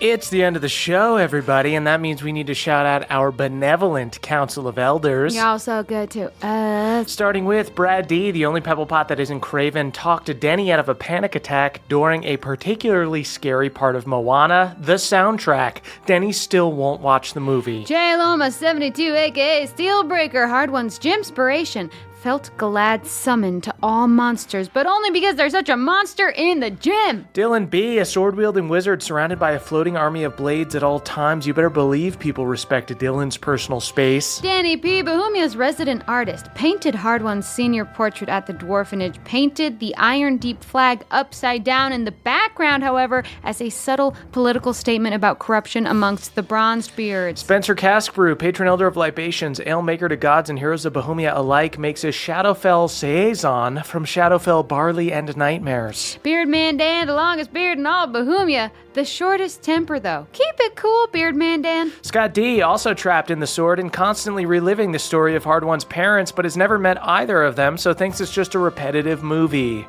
Hermes W, the Bat King, keeps killing all their sons because of a prophecy that they would be de-winged by a bat prince. Spartus helped make the portal to Shadowfell, but only because they were told it was part of a new low-cost public transportation initiative. Adam R, the R-rated assassin, taught Moonshine how to rip a still-beating heart out through so much ass. Danielle, the dastardly dame, hopped through the portal from Shadowfell, but only to Wet Willie Erdan, then hop right back. Hugh C, aka Haldor Frostback, MVP of the Giant Wars, crewed on the SS Stormborn and fought alongside Elias and Red. If Hardwon had looked closer, he would have noticed Haldor Frostback in the background of his parents' flashback, picking his nose. Daniel Yu, aka Multifor, the many-faced magician, gives Sephora employees a heart attack whenever they enter. Jordan DJ, legendary DJ of the realm, currently working on a funeral dirge remix of Strike True, cause Galad's dead, baby! Jeffrey S., Lord of the Fjord, born of the sword, and fan of Bjork.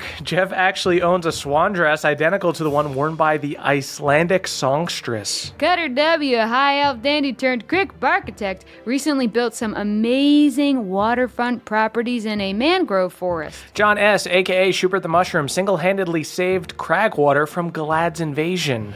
Ryan M., Hardwon's ram, who, while being devoured by Hardwon, became a rampire, always trying to drink the blood of other rams, so now is super unpopular amongst the rams. What a cruel fate. Elena C., Lydia's bestie in Shadowfell, has been instrumental in helping Lydia to forget Elias. Do you, girlfriend?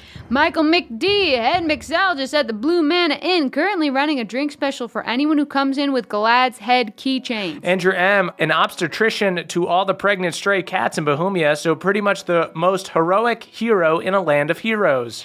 Victor T., Balnor's boy whose loving dad was ripped from his family and transported to another world via portal. Wait a second. Who is Balnor really working with? Justin I., the Uber Eats delivery man that Pendergast abducted to play Mario Kart with him so he doesn't get so lonely. Jacob C., a Frostwind necromancer who absolutely fapped to Moonshine eating bugs when they got home later that day. Elena M., an evil necromancer who bullied Erdan in school for being a good necromancer. Mick Pucks, the amazing codemaster who programmed our website, also invented the Lord of Shadowfell's sword that swallows and tortures souls, but again, meant for it to be more of a bug extermination thing. Earl and Kathleen L., a couple who, like Lydia and Elias, are reliving one moment over and over inside Galad's sword, but luckily for them, the memory that's replaying is this delicious seaside meal they had in Italy. Jive G., a wooden puppet that came to life Pinocchio style. Their alignment is good, but they're so creepy that everyone just assumes they're evil. Jostrich, the jock ostrich. Most ostriches can't fly, but Jostrich is so buff they muscle their way into the air. Daniel R., Ram Daniel's evil twin, thinking of teaming up with Ryan now that Ryan has become a vampire. Jennifer V. has a V even more vicious than Cobb's. Their secret? Squats, actually. Look out, Bev. You're working on more than just your butt. Destin C., the blacksmith who crafted Galad's sword, and ironically the first soul to get trapped inside it. To be fair, Destin charged way above market rate. Devin B., the bodega lord. If you're ever on your way to a party and forget to buy beer, make a wish to Devin and their store shall appear. Sergio Salazar Solomon Zacharias de Sequani, seventh of his name, a sexy Peruvian snake folk with sweet snake patterns on his skin. Just between you and me, Sergio's tongue isn't the only thing that's forked. That's right, I'm talking about their tail. They split it so they could put twice as many cool rings on it. Michael L., Red's more successful sibling. Michael owns an entire fleet of airships, but don't worry, they hate their life just as much as Red. Sam H., Alanis' dealer, currently crashing at Alanis' place while she's away and somehow managed to find a way to get her robots high. Trele, the Crayfay who loves to bray. That's right, Trele polymorphed into a donkey and is hee-hawing up a storm. Aaron G., master of the banishment spell. If you can't find your card keys, chances are Aaron banished them. Or they're on the dresser. Odds are about 50-50. Jory S., a jacked wizard. Jory may not know power word kill, but their power clean is killer, so it evens out. Alucard, a reverse Dracula. Alucard has a perfect tan and can never get sunburnt. The moon fucks them right up, though. Baby Doc, the only doctor to ever perform their own C-section. They were still learning the alphabet at the time, so they just called it a me-section. Adam H., the most rebellious bullywug in the swamp. Adam once drank an entire bottle of Coke and only flosses 4 times a day. Ryan, Hard One's ram. Upon Ryan's death, their wool was donated to the Shells of Grimhawk, who used it to make some incredibly unappetizing mashed potatoes. Big Buck, pregnant elk moonshines elk and baby, currently on a quest with a group of horned animal adventurers known as the Band of Caraboobs. Richard F., after falling off Mount Galateron, they were reincarnated as a deep gnome. Upon realizing this, they willingly threw themselves into the Cragwater abyss. Richard X. Machina introduced the crick to toilet paper, or as the crick folk call it, ass napkins. Troy McSee, an anti-paladin charged by Ilsed himself with the most important task in all of the 9 hells, pretend to laugh at Akarat's jokes. Cannibalistic Cthulhu. Fortunately for our heroes, Cthulhu is allergic to humanoids. They tried them once and barfed ink out of their face tentacles all night. Sam L., a halfling who opened Hillholm's first leaf dispensary. They also sell CBD oil, weed, lambus bread, and arcane gummies. Dom R., a soda genasi. Dom recently started dating a whiskey genasi and has basically blacked out for a month straight. Josh S., the revived cyborg version of Josh the Kobold. Josh eats the same meal every day, steamed broccoli and a lean chicken breast that's been absolutely trenched in WD-40.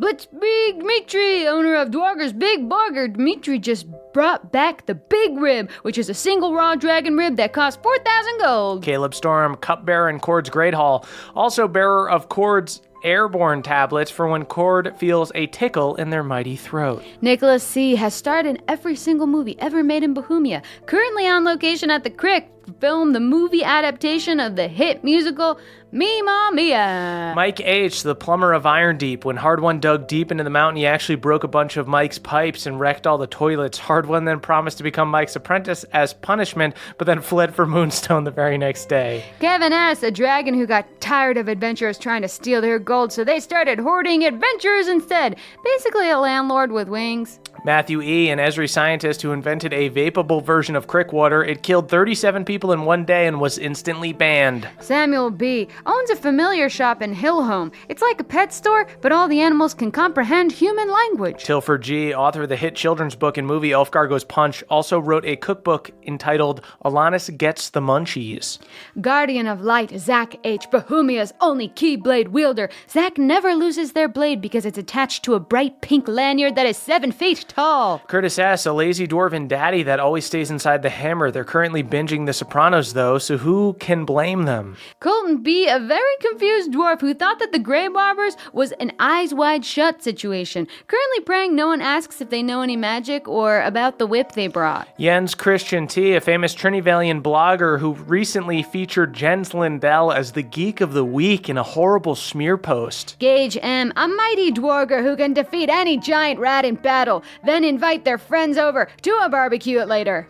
Aaron C., Mama's Pawpaw, not to be confused with Pawpaw, Mama's youngin'. Mama's Pawpaw is Mama's dad. Montana Monarch, the royal leader of the majestic butterfly folk, natural-born enemies of the nannerflies. Ellen D., the fiercest woman in Bohemia, a 12-foot-tall Amazon. Ellen makes Hard One look like Bev, and Bev look like Schubert. TJM, the gnome barbarian whose brethren were savagely murdered by the band of boobs in Cragwater. Fucker was the heir to TJ's royal house, and TJ promises the last thing Moonshine will ever hear is tee-hee. No way, no way. RPKB, R2D2's less helpful cousin. RPKB can't fix an X-Wing, but they can call Pizza Hut for you and order a pan pie. Taylor S., a.k.a. Trask the Traveler. Trask has been all over Moonstone, from the Hungry Trout Tavern all the way out to where the bay meets the swamp. Come to think of it, that's actually not very far. Get out more, Trask. Anime Intellect, the highest ranking member of the Akatsuki, which besides being in Naruto, is also very much active in Bohemia. Jolo Dolo, Kid Kobold's mentor, about whom he's written many songs. Joshua C., mortal enemy to Joshua B. When the sun sets on this world and the blood moon rises, Joshua C. and Joshua B. will meet on the battlefield to determine the fate of the world. Larissa J. sang the Billboard Top 10 hit Song of Rest, which peaked at number 3 and gave everyone listening on their radios an extra hit die during their short rest. Dylan CM, the wannabe DM. Dylan was struggling with an encounter, so to up the ante, they jumped over the table and physically attacked their players. That's not allowed, Dylan. Kelvin Noodles, the pasta elemental, the only elemental that will sprinkle Parmesan cheese on you while screaming, "Let me know when to stop!" B Money, Balnor's hip-hop alter ego. Balnor's remix of Mad World Bag World is a bop, so be on the lookout. Andrew A., the tiniest little dwarf at the dwarfenage, would be cute if they weren't constantly in fear of being eaten by one of the many rats. Jay, legends speak of Jay's coming. When the god's rain comes and drowns the land, the ocean will rise and consume the earth. Then there will be only Jay. Heartless Master. Despite their name, Heartless Master is not cruel. They're simply a master at being heartless. Their heart fell out, and they're doing great. CC Lulu, owner of a popular clothing chain in the Nine Hells called Lulu Demons. Paul B., Akarat's assistant. Paul is to prep the hollow bodies every morning by ironing their clothes, moisturizing them, and, of course, maintaining the ritual that damns their souls to hellfire. Barnesonator, the strongest barn in all of Bohemia. What does that mean? Hell if I know. Shane M., a wrestler down at the Crick who went pro and is off to Iron Deep for their big debut at Dwarger Slam, the pride of the Crick. Yasmin, a bone dog that is the arch enemy of Erdan's cat Bubbles. Bubbles always gets away, though, because Yasmin is frequently chewing themselves. Trigger Happy. Despite their name, Trigger Happy practicing safe gunslinging and even hosts a safety course down at the Crick that no one has ever attended. Eric G. taught Renee everything he knows, a high elf dandy of the highest taste. Jackalope Oddity, lead singer of Barf Rat, Pendergreen's favorite new metal band. Zach C., master of the counterspell, annoyance of everyone across Bohemia, the Feywild, Shadowfell, and honestly, the real world. Aiden R., the firstborn child of the High Elf King of Gladeholm. Unfortunately, elves live to be like 1200, so Aiden has to wait a while. Jeremy R., the bartending assassin for the SS Stormborn. Jeremy has killed many enemies by luring them with a poison drink and also killed many friends by accidentally serving them a poison drink. Ellie K., the Werther's wizard, can summon Werther's originals at will. Luke H. rides a motorcycle around Iron Deep, which is essentially a big cave, so everyone gets super sick from the fumes, but man, is it sick. Ritterin, Kawkaw's new master. Kawkaw cries nightly for his old master. Ritterin has taken to wearing a prosthetic beard just so the poor bird will accept food from them. I'm Hopeless, a down-on-their-luck adventurer who joined the Chosen only to gorge themselves on expired milk. When I'm Hopeless started puking, the Chosen banished them for not being able to digest the mother's milk. Timmy R. After teabagging Pendergast in college, the future Dark Lord sharpied Timmy in their sleep. Timmy walked around campus with a Pendergast Owns brand on their forehead for a semester. Alex M., a lawn gnome who fights with a pinwheel and has a pink flamingo as a mount. They also take long rests in a lounge chair by a kiddie pool. Cassandra MHP, aka Cassandra Max HP. Cassandra's HP is so high they don't even think twice about adding a second patty on their burgers. High cholesterol ain't no thing when you're never gonna die. Cody John H. also lives in a sword, but unlike Hard One's mom, is really taken to it. Cody put a throw rug down, bought some votives. It's real nice in there. Aaron R.S., Jens Lindell's landlord, on their way to deliver an eviction notice because Jens is absolutely violating his lease by allowing 5 people to live in there. Lucas B., a drunken monk who is especially lethal because they are too buzzed to play darts. Do not walk within 10 feet of Lucas. They will pierce you with a dart. Reuben A., a Reuben sandwich. Reuben may look like an ordinary Reuben, but if you even sniff Reuben's spicy mustard, you're gonna have to make a constitution saving throw, because that shit is dank. Jordan L., a tuba player who performed at Gemma and JV's wedding. Their first dance was a very uncouth grind makeout session that went on for what felt like 11 songs. Laura S., a boot who was Handy Andy's first love. For a time, they were the it couple of Bohemia, seem gallivanting around town hand in hand, or rather, hand in boot. Jay Parker, the first player to hit a so-so sick trick playing the Giant Shredder game at Smuggler's Bounty, immediately celebrated by setting the record for chugging the most Scorpion Punch Bowls. That record still stands today, 1.5. Austin C., the Jester Mage. After watching the security crystals to the maze he helped design, he saw his brother and a group of his friends stumble into the maze, watching them activate every trap, obliterating his Minotaur and hearing, "Hey guys, there's spikes in the water," and waking up his Hydra. He now has to figure out a way to stop them from destroying all his playthings, yet there's so little knowledge. This is only the beginning of their adventure. The tricks have just begun for these kids. Austin M.R., a.k.a. the butcher known as Bonesaw. Austin will carve up their foes and also slice their friends some cold cuts, but be sure to thank Austin. If your manners are bad, Austin will kill you with a bone saw. Just a pissed off Triss, a.k.a. Touch It. The original Triss is the only Triss who felt like the Bear Princess music was more than derivative. He literally plays Steve Aoki, guys. Kaylee Elise, the honey queen with a heart of gold. Kaylee invented the saying, "Get the honey," and has since gotten rich off of licensing it to honey goblins. Get the money, Kaylee. Dave J. Bellin the Bard, a traveling bard that witnessed the Moonstone Massacre and decided to follow in the wake of the band of boobs, chronicling their exploits and interviewing the few witnesses left behind. Currently sincerely irritating Hardwon with their catchy little Captain Casper's Friendly Ghost Ship ditty. Kevin, a traveling dogomancer giving out doggies, almost gave one to Erdan till they spied Erdan's skeletal cat and thought better of it. Devin W., a half-orc who fights with a spork, and guessed what their shield is? That's right, just a regular shield. Chris H., also running to become the Dark Lord of Shadowfell, has no chance of winning but is hoping to make a name for themselves by gathering some of the protest vote. Chenua B., front person for the heavy metal band Power Word Kill, recently had a truly savage show where the entire audience died during the encore. Nick S., a.k.a. Old Crick Nick, the strangest guy at the crick. They use coins instead of leaves and truly has not been able to buy groceries in their entire life. Coins just aren't accepted here, bud.